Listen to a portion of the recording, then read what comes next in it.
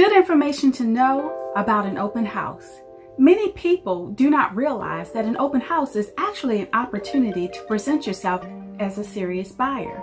Here are some helpful things to remember when attending an open house. Have a plan.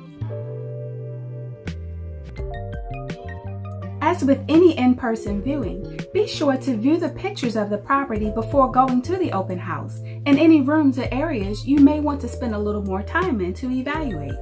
Also, have a plan for the houses you are visiting that day. I always encourage my clients to make notes on the various houses and the different rooms and areas so that you can better recall what stood out about each property. And that helps to keep them from running altogether when you're evaluating at the end of the day after viewing all of the properties. Arrive early. Be sure to plan the open houses you want to see so you arrive as early as you can.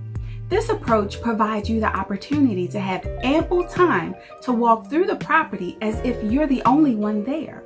Arriving when the agent is in the middle of packing up is uncomfortable both for you and the agent.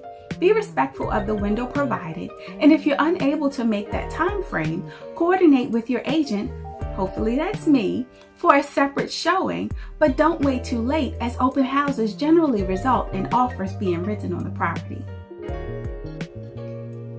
Be respectful. Always try to greet the agent when you enter, or if they're talking to someone, at least acknowledge them and when you go through the house.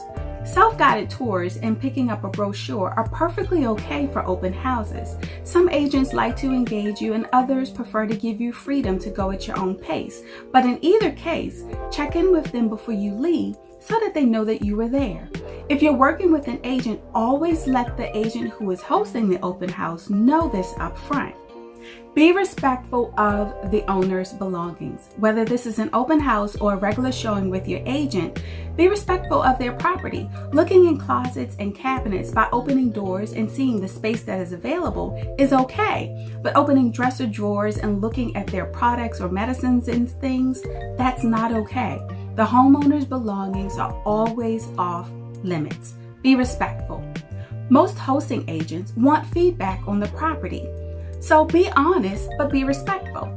If you notice mildew or urine stains on the carpet from their pets, then let the agent know. Perhaps the seller didn't want to address those things prior to the open house, and maybe they'll reconsider after they receive the feedback from their agent. But if you don't like the curtains or the decor, that's personal taste. That's not necessary. Do sign the visitor sheet. It provides the agent and the seller data on who is interested in buying their home. You always have the option to decline for future contact, but be courteous and sign the sheet. Ask questions. The agent hosting the open house is there to answer any questions about the property so you can make an informed decision. All questions about the property are relevant and important. Reasons why the sellers are selling and personal information, that's not what the agent will divulge to you. The reverse is also true. Avoid answering questions about your income, when you need to move, or how your home search is going. Work with your agent and through your agent to help you facilitate an offer on the property, even if your agent is unable to be present with you during the open house. Knowing these 4 things about open houses and house showings in general helps you know what to expect and what is recommended in viewing protocol. Like this video if you found this information to be helpful while you're on your home journey, and share it with a friend so they too can be knowledgeable about what's expected for open house. And if you find these types of videos helpful, subscribe to my channel for more information on the home ownership journey, encouragement, leadership, and success from my home to yours.